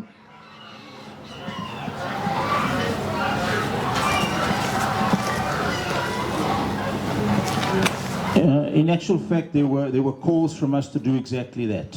But one of the issues is it's very easy to promulgate legislation and promulgate rules. Enforcement in this country is non-existent. So let me tell you the good news, and we had a briefing from the MPO. We supported the vaccination of the dairy industries as RPO because of the impact, as Walter explained. Currently, in the dairy industry, approximately 80,000 animals have been vaccinated, and those are, so every dairy farm within 10 kilometers of a known outbreak has been vaccinated. So the ones that have not got it yet, post 14, 15 days, should be okay. They still need to vaccinate 243,000 animals. Then the entire commercial dairy herd within the Eastern Cape has been vaccinated. We believe that with the next rollout, there are two priorities, is to finish vaccinating all the commercial dairy farms wherever they are, even if they're in a non-area, and that will be done at state cost. The second one is the buffalo farms, is to do the ring vaccinations. But then also on the red meat side, we do have to do certain farms to prevent further spread. Because what happens is it's a complicating number. You have one farm, 4 farmers become infected, 12 farmers become infected, 16 farmers become. So we are strategically trying to apply vaccine where we can to stop the spread, and that's where we as organised agriculture are involved. So I think it was the old saying, I think we've probably got about 6 to 8 weeks of ho, Paul, ho, and then we're going to start getting on top of it and start getting ahead of the outbreaks. Just a question, and I'm sure all the stud breeders here would like to know the answer to it. I know you guys have been rather quiet here, but it looks like all the questions are going that way. Guys with pending production sales and bull sales, are they going to get any access or preferential access to vaccine? Because we've just found there are lots of guys out there that are actually wanting to buy. They're needing to, but no one's really going to buy something. Well, I wouldn't buy something that wasn't vaccinated. And surely those, I wouldn't call them high-profile production sales, but the annual production sales, they need to start preparing. We've got Eugene here, we've got the Millers here, we've got the heritage sales coming, the Frontier Bonsmara sale, there's Donald. They've got sales coming up. Would there be any, would it look wrong for them to get those vaccinated and in time to have their sales at the normal time so that guys can actually buy vaccinated bulls in the breeding season? So from our point of view in KZN, that's exactly what we've done. But it depends on how much vaccine you get from the state. We got 20,000 doses, so what we did is we had all the data from guys who were having sales, and we worked out that on 20,000 cows or 20,000 head, because they don't just come and vaccinate your sale cattle, they vaccinate the entire herd, the entire farm. It's like a rabies outbreak. You don't just vaccinate the ones that sleep in your bed, you vaccinate the ones that bark outside as well. So the entire farm has to be done. So we worked out that all production sales up until and including the 8th of July in our area, those herds will be vaccinated. So when the next vaccine comes out, then we take it from the 8th and further on. We understand with regards to the selling of weaners is also a challenge as well, but we will get there, and that's a shorter sort of action. But definitely work with your vets, with your organised agriculture, and make sure that you filled out all those forms. It's the only way in which we know. Paul, I just want to come in there for your particular situation. So we called for a census. We've received back 943. It's not across the board, and that's a problem. What I'm going to say to you guys that are coordinating those sales, please get the forms in, but that itself is not enough. We need you to send us a list of your buyers with their forms so that we can determine exactly how many animals need to be vaccinated. You can sell Miller's, he's been vaccinated. So he's done. But we need to get that list, and then we will start prioritizing in terms of date. I think, as I said to you, there is a necessity to get those things open, but it has to happen on planning. We engage with the department every Tuesday, every Thursday, and they are not dead set against any of the initiatives put on the table. It all goes about priorities and identification. So really from your side, as I say, please send us those lists as marketers. Say, these are our sales, these are our sellers, these are their cattle, numbers.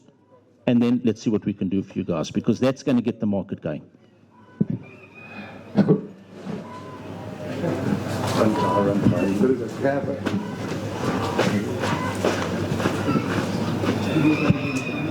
Good day, everyone.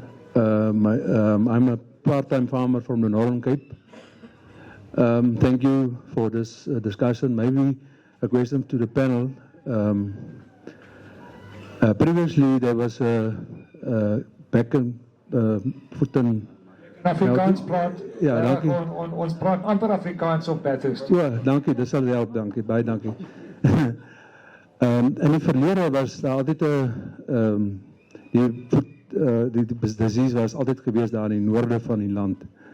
Ek wil nou weet, wat het nou gebeur in die nuwe tyd, dat nou die hele Suid-Afrika is nou amper al besmet met die disease, en ons wat in die noorde van die Noord-Kaap bly, is ook bekommerd oor dit, want ons boer ook met beeste, so ons is nie vrygestel van dit nie. So ek wil net weet hoe dit wat het gebeur nou in die tussen. Dankie. Okay. Yeah, shame he's from the Northern Cape, so English is not a second language, it's a foreign language. But if you don't mind, I'll answer. So what happened, as we said, it used to be mainly confined because it came from the buffalo to those communal cattle. But it's uncontrolled movement of livestock, and it's the moving those trucks as well that's led to it. To give an example, now I'm glad that the Minister in our council meeting on the 3rd of March highlighted biosecurity, because that's what has become the problem.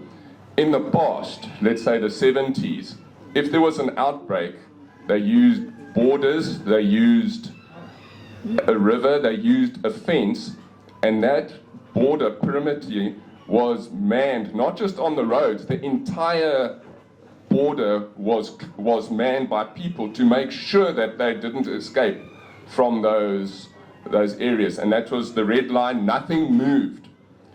Stock was checked every week, and that's not happened. Now, I was now at our strategic planning for our parliamentary committee plan from council, and I was chatting to the former head of the Defence Force. Of course, the Defence Force used to have roadblocks, to make sure it didn't go through out of those areas, but also provincial. And I said, well, we need to get the Department of Agriculture, the Department of Defence, and the police to man these things. And the thing is, like, the departments are saying, but who's going to pay for all those roadblocks? So we need to pray and intercede with that. But yeah, so it's that movement. If you saw how it went in the feedlots, so it's those trucks that are being moved, and that it's being all over the country. One of those feedlot trucks covers the 4 provinces in 2 days. Backwards, forwards, back, forwards. So that's what's led to it. Our biosecurity has gone down. Yeah. Thanks, Leon. Ty, have you got a question? Honest Report used to be brilliant in its day. What is happening with Honest Report, and is it coming back to its former state? No, you answer that. It's too dangerous. What did someone say about political interference? No, I mean, that is the problem. And we've had, Anne will tell you about horse sickness vaccines, and that, because those controlled diseases those vaccines have to be registered, and they're done there. So there are challenges there, but the faculty, the ARC, the research center, is also government. So it's the politics that are a challenge, but there is progress, and it's because we go and put pressure. The problem is as Dave said earlier, they prioritize which department is getting the money. So if education and health get all the money, if agriculture and defence don't get the money, then there isn't the capacity. But yes, there are issues in terms of what is used in that time. That was a very political response. I say something about vaccines, because I think there's going to be something in social media shortly. It's actually out there already. So just with regards to vaccines, honest report, there was the big hoo-ha with the minister, 12,600 doses. The Eastern Cape got 2,600. And when I looked at the vaccination results that came back, we vaccinated 2,177 animals.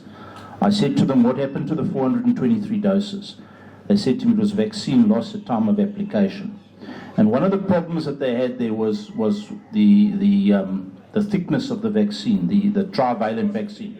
Yeah, so the viscosity, it was causing loss problems. Doesn't mean the vaccine didn't work. It was just difficult to administer. So there are hiccups. I see Honest Report is now manufacturing the monovalent, which is now just, I think, the set 2, Leon, because it's quicker to manufacture, and we can get more out. There's now been a story that came out from the ministerial task team minutes that were attached to the court case papers, where that the biogenesis set 1 in the vaccine is not perfectly matched by Pirbright. But I think what is critical, guys, please do not believe everything you see on social media.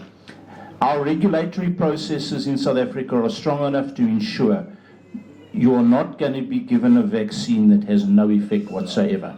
And at this stage, in the state of a war, we'll rather go in with a 0.22 than not go in with anything. And there is some cross-immunity between the SAT strains, which is also critical. We've had guys that have had outbreaks when they've vaccinated with a certain vaccine, and the story goes around the vaccine doesn't work. When you do further analysis, you find out the severity was nowhere near had he not been vaccinated.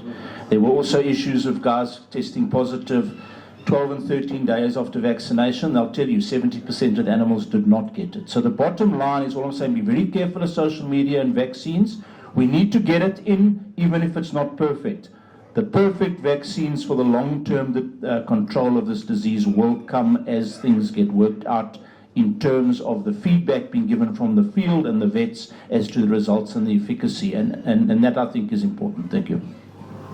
Ty, can you just get it through today?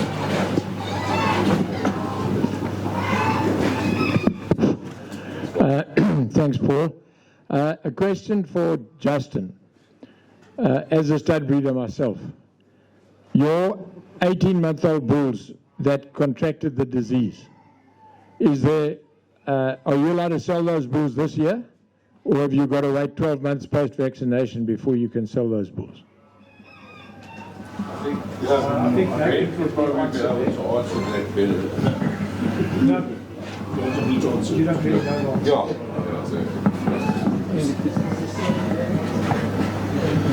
Okay, so currently what happens, because Justin's an outbreak is under state veterinary control, current rules say no animal may move other than under a Red Cross permit, okay, for any purpose. So that is currently being reviewed. It might be 6 months. However, remember, a Red Cross permit, that is the requirement. The state vet will make the decision. That's where we are worried, where I say the problem is not with the disease. The problem is with the person making the decision, who has the power to make the decision.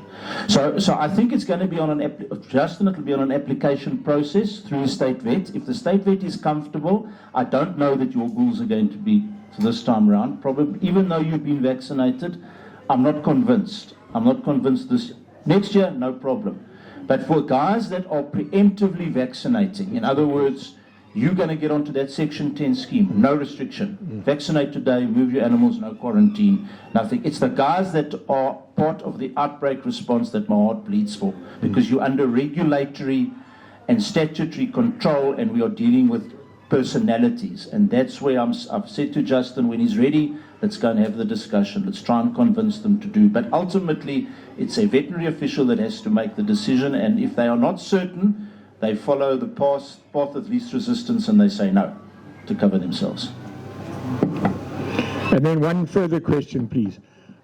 Farming adjacent to a big game reserve, does that, which has got buffalo on it, does that give the people that are on the boundaries of that game reserve, or do we form a priority group?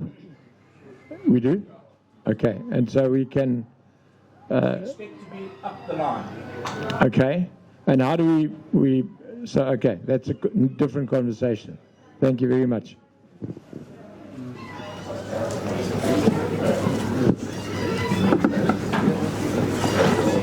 Are there any further... Brian, would you like to ask a question? Hello, gentlemen.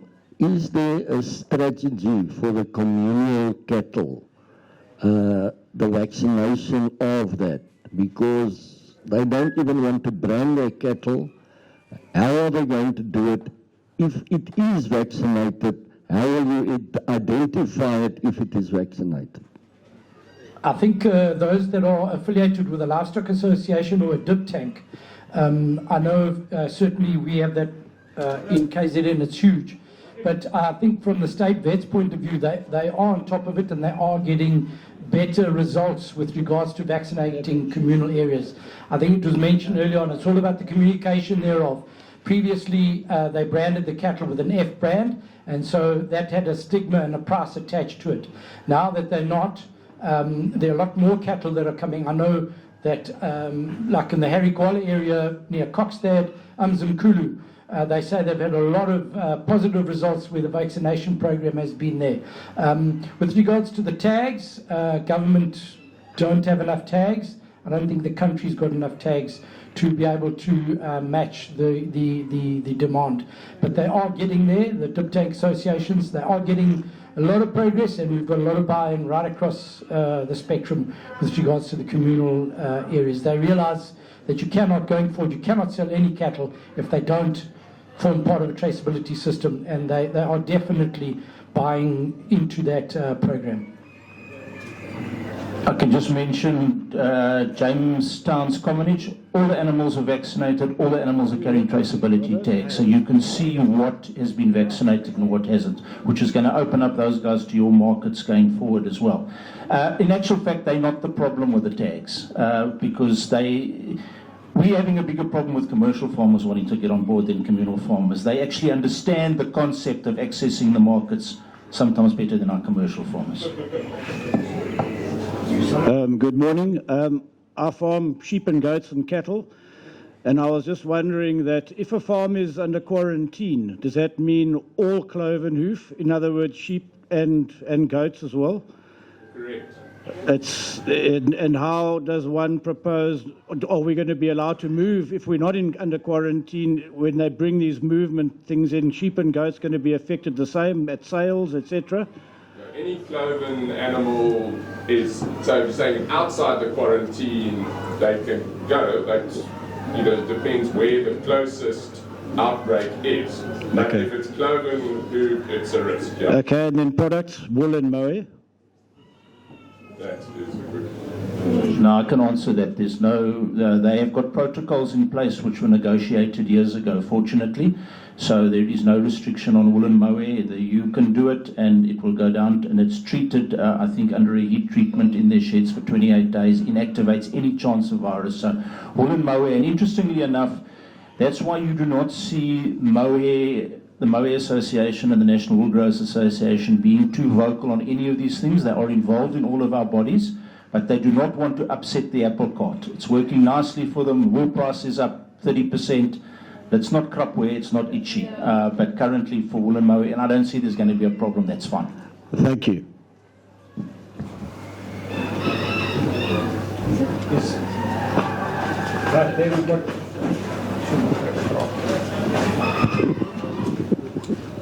Hi, I'm Wynne Edwards. I'm from the Free State, so I'm a bit of a blow-in.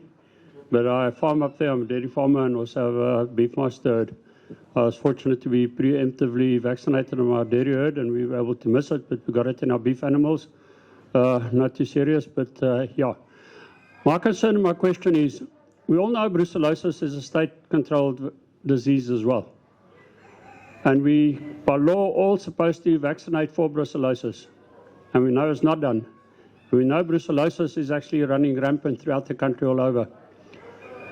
What's going to stop foot-and-mouth falling into the same trap as what brucellosis has fallen, where people are not vaccinating and are actually just helping to spread the disease further and further? How are we going to address that? And unluckily, I know, and we all know, of a lot of farmers who actually have got it, have had it, have not reported, and are just continuing to actually have the carrier cows in the herds and to reinfect us all. I think that's why we had to go for the correct vaccine. We've got a Diva vaccine, and the fact that you can test the animal to see if it's a vaccine reaction or if it's actual viral infection. So that is why we've gone with the current vaccine that we're going with. With regards to testing, it's exactly the same as you know with brucellosis. A lot of heifers were sold that hadn't been tested, but on the sale advert it said tested. So it's going to basically be up to the market that's going to dictate as to what's happening there. We, as an industry, have to make sure that those checks and balances are in place and that they are adhered to. Can I just a question on that? My herd has been totally branded. Although my dairy herd, I've got a certificate saying they were negative when we branded. Okay. I feel that all animals should be branded when they're vaccinated. And no animal should actually get onto any sale, any auction house, anywhere if they're not branded. And that actually changes the emphasis that you actually have to be vaccinated. And now we go with IDs, whatever the case might be. I mean, we all know what happens, and I mean, this is serious. I mean, we need to get it under control. And there should be actually limits and something that you cannot market any animals that have not been vaccinated. Let's change the emphasis. Let's put the emphasis, no animals marketed that are not vaccinated, and we'll actually get somewhere. That's what some of the provinces are pushing for. With regards to the F brand, it did come up in a meeting in Pretoria, and as one of the vets said, he said it's very easy to buy an F brand, costs 100 Rand.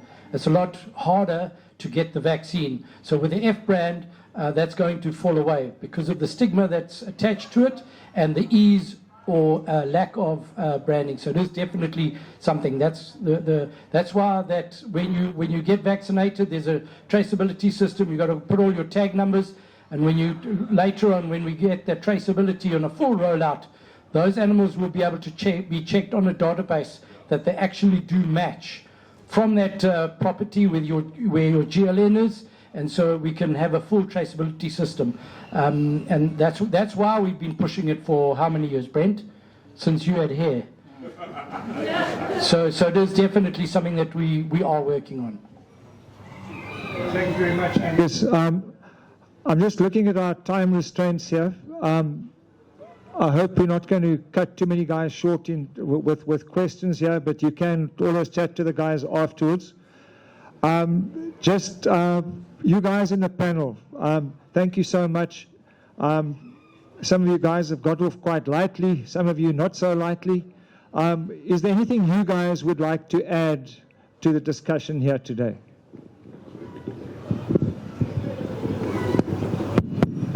Thanks very much, Paul. So just to clarify in terms of the vaccination and the identification, so they are working on it. As we said, it's working. The state is going on that list, the livestock identification, traceability and system, and with the RFI, the radio frequent ID tags. So it is being pushed by the state as well. So we're hoping that that will grow in the communal farms and areas.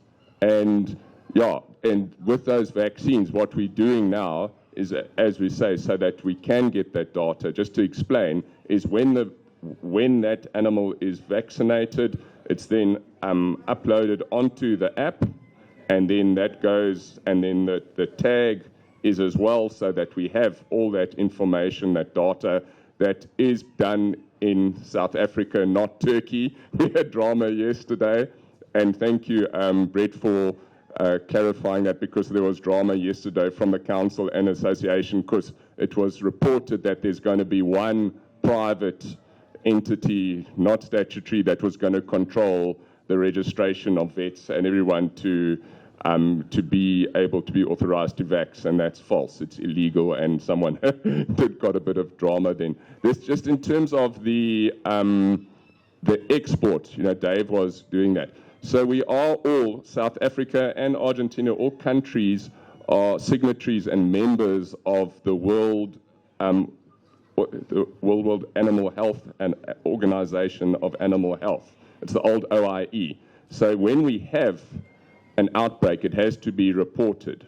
And then now we're in the situation where we used to be free, and now we're not in terms of FMD.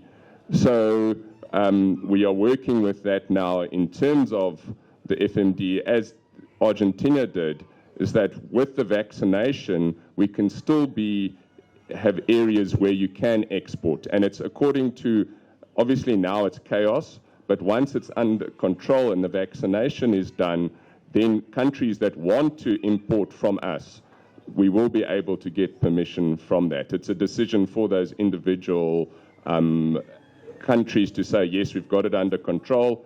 Here's the data. Here's the data of the vaccination and the freedom of it. Thanks very much, and thank you everyone for your questions. Anything else from the rest of the panel? Well, yeah, just from our side, and I'm going to punt RPO and Agri Eastern Cape and Organised Agriculture, MPO. It's hell of easy to be out there and have something to say, but unless you are part and parcel of those organisations, whether it be MPO, RPO, Agri Eastern Cape, any organised agriculture that is making a difference, not any of the ones that are standing on the side of the road and throwing stones. Be connected and speak to the guys that are actually at the table and in discussion with the relevant role players, and not someone at the back who's making a big noise on social media. That's basically what in closing. Get involved with your organisation, because we are not RPO. Everyone here is RPO or MPO, Agri Eastern Cape. You guys can make a difference by getting involved. Thank you. Thanks very much, Angus. I think I got some sound advice the other day. A guy phones you. They heard somewhere. Where was somewhere? Somebody told me. It's something like that. So eventually I phoned Brent. So he said, in the Eastern Cape, if you're not sure, there are 3 people you phone. And unfortunate for them, they're just going to have to answer those phones. It's Brent, it's James Miller, and it's Frick van Rooyen. If you're not sure about what's happening, phone one of those guys. Start at the top of the list, and eventually you'll get one of them. Then you'll at least get the truth, and you'll get a balanced answer. So please, I was going to ask Angus about all these other organizations that just want to go to court and all the rest of it. You said it in your closing thing there. Let's rather not get caught up in all the drama and all the issues that are out there and the blaming of everything. Let's just get stuck in together. And goodness me, man, we've actually survived in the Eastern Cape. We've survived the Boer War here. We've survived all sorts of things here, and we're still here. So thank you, guys. Really, it was so fantastic having you here. We don't normally have so many guys here after 2 hours of people sitting and talking. I really, really think this was probably the most worthwhile panel discussion we've ever had here. Thank you very much.